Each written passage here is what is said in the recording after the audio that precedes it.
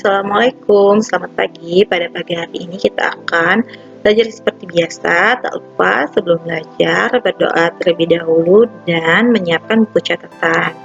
Nah, pada pagi hari ini kita akan masuk pada bab 3 yang akan membahas mengenai kewenangan lembaga-lembaga negara menurut Undang-Undang Dasar Negara Republik Indonesia tahun 1945. Jadi lembaga negara yang akan kita bahas yaitu mengenai struktur politik di Indonesia, fungsi dan kewenangan lembaga negara, dan penerapan pemerintahan yang baik. Struktur politik di Indonesia.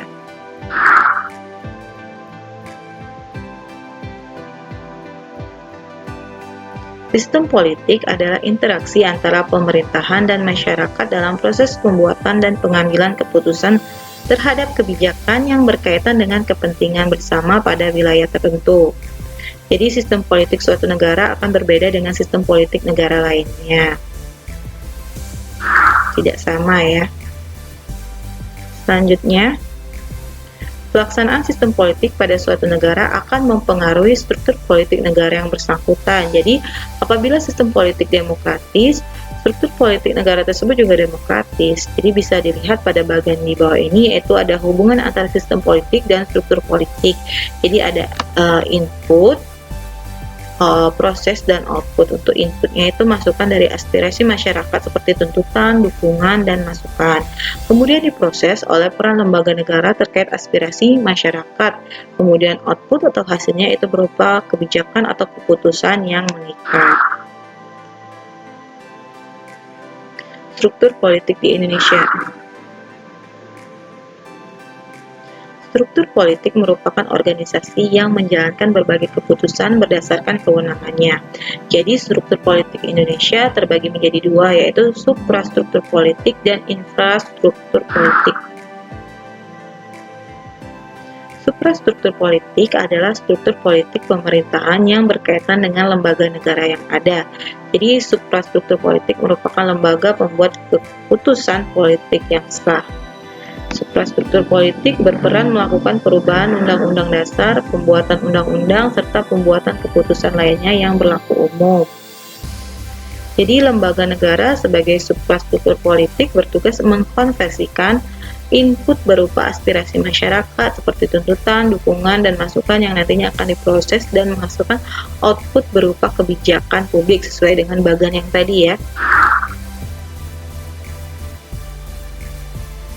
Jadi di sini suprastruktur politik di Indonesia dikelompokkan menurut teori Montesquieu yaitu trias politika.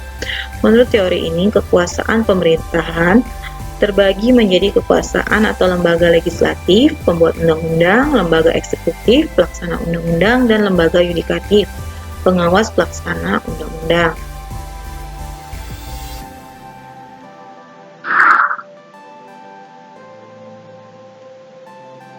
Nah, bisa dilihat pada gambar lembaga-lembaga dalam sistem ketatanegaraan menurut Undang-Undang Dasar Negara Republik Indonesia tahun 1945. Jadi di sini paling tertinggi yaitu Undang-Undang Dasar tahun 1945.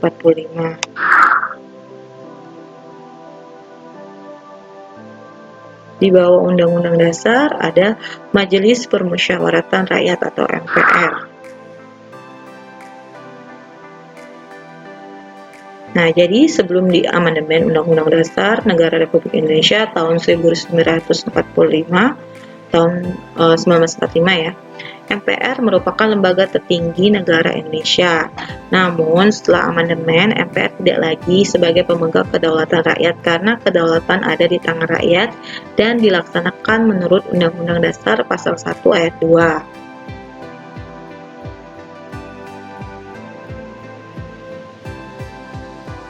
Jadi setelah di amandemen, MPR berkedudukan sederajat dengan lembaga negara lainnya.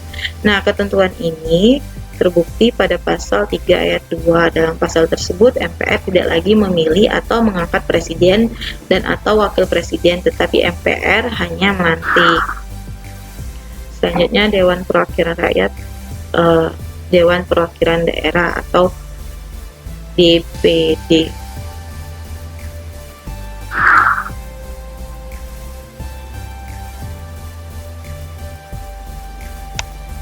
Dewan Perwakilan Daerah.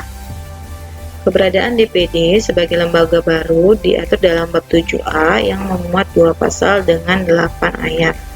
Jadi DPD merupakan lembaga baru yang mempunyai fungsi menyalurkan aspirasi dan kepentingan daerah yang semula dilakukan oleh utusan daerah dalam MPR. Selanjutnya ada Mahkamah Konstitusi. Mahkamah Konstitusi merupakan lembaga baru hasil amandemen. Mahkamah Konstitusi merupakan lembaga peradilan khusus yang berwenang mengadili pada tingkat pertama dan terakhir yang putusannya bersifat final untuk menguji undang-undang terhadap Undang-Undang Dasar. Memutus sengketa kewenangan lembaga negara yang berkewenangannya diberikan oleh Undang-Undang Dasar, kemudian memutus pembubaran partai politik, dan memutus perselisihan tentang hasil pemilihan umum. Selanjutnya, sebelum amandemen, kewenangan Mahkamah Konstitusi ini dipegang oleh Mahkamah Konstitusi. Sebelum amandemen, jadi kewenangan Mahkamah Konstitusi dipegang oleh Mahkamah Agung sesuai dengan ketentuan pasal 28 ayat 1 Undang-Undang Nomor 14 Tahun 1985 tentang Mahkamah Agung. Jadi, perubahan susunan lembaga negara Indonesia berkaitan dengan permasalahan. Selanjutnya, Komisi Yudisial. Komisi Yudisial merupakan lembaga baru yang berwenang mengajukan usul calon hakim agung serta berwenang menjaga dan menegakkan kehormatan, keluhuran, martabat serta perilaku hakim pada pasal 24A ayat 3 dan pasal 24B ayat 1. Kemudian Komisi Yudisial diangkat dan diberhentikan oleh Presiden dengan persetujuan DPR pasal 24D ayat 3. Selanjutnya,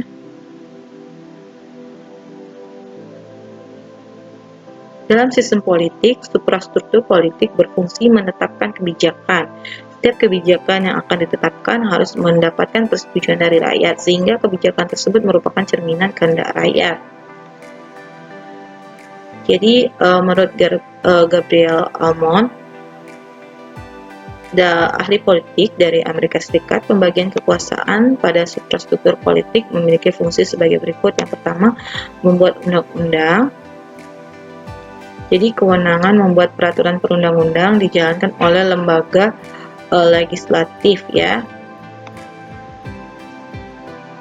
Kemudian melaksanakan undang-undang.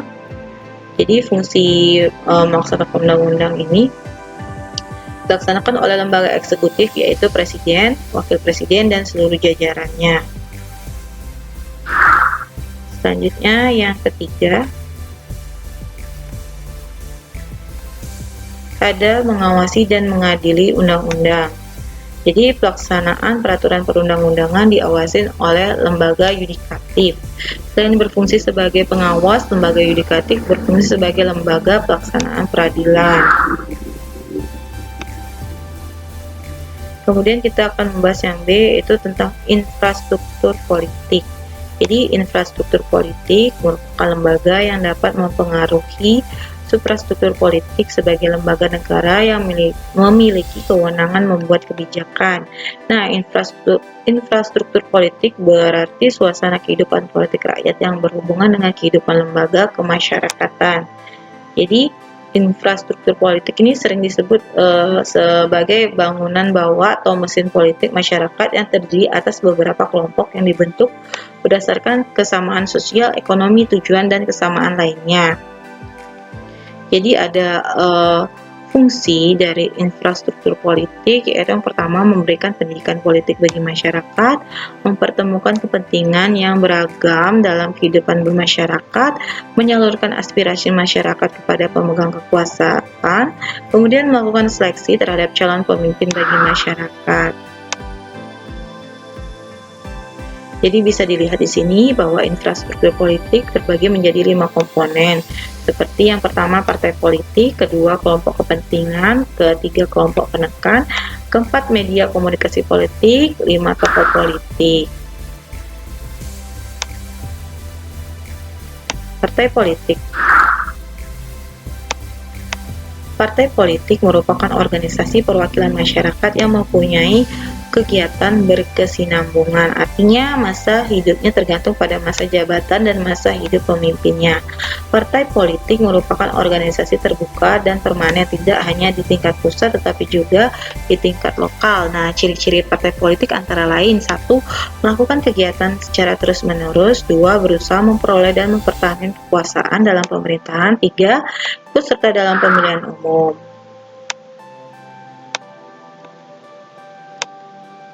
Jadi ada fungsi utama partai politik ialah mencari dan mempertahankan kekuasaan untuk mewujudkan program-program yang disusun berdasarkan ideologi tertentu. Jadi ini ada menurut Ramlan Surbakti dalam bukunya yang berjudul Memahami Ilmu Politik, yang menjelaskan bahwa dalam menjalankan sistem politik, partai politik melaksanakan sejumlah fungsi sebagai berikut. Yang pertama yaitu sosialisasi politik, kedua rekrutmen politik, ketiga partisipasi politik, keempat pemadu kepentingan, dan kelima komunikasi politik. Selanjutnya 6 pengendalian konflik, 7 kontrol politik. Selanjutnya ada kelompok kepentingan atau interest group. Kelompok kepentingan merupakan kelompok yang berusaha mempengaruhi kebijakan pemerintah tanpa mengharapkan jabatan politik. Jadi kelompok ini menampung saran, kritik, dan tuntutan masyarakat serta menyampaikan kepada sistem politik yang ada. Jadi menurut Gabriel Almond, kelompok kepentingan ini menjadi beberapa jenis sebagai berikut, yaitu interest group asosiasi, interest group institusi, interest group non asosiasi ya, D interest group amonik. Jadi kelompok kepentingan berbeda dengan partai politik. Tujuan dibentuk partai politik adalah menduduki jabatan politik, sedangkan kelompok kepentingan hanya bertujuan mempengaruhi kebijakan pemerintah tanpa mengharapkan jabatan. Nah, kelompok kepentingan bertujuan memperoleh output berupa keputusan sesuai tuntutan mereka. Kelompok penekan atau pressure group.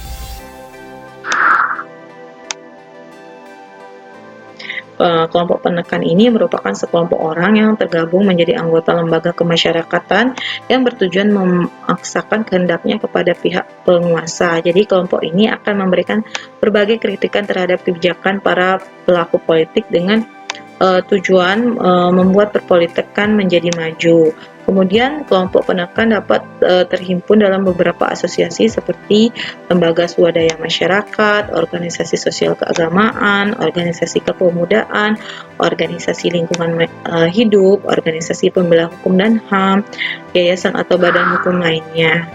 Kemudian ada media komunikasi politik.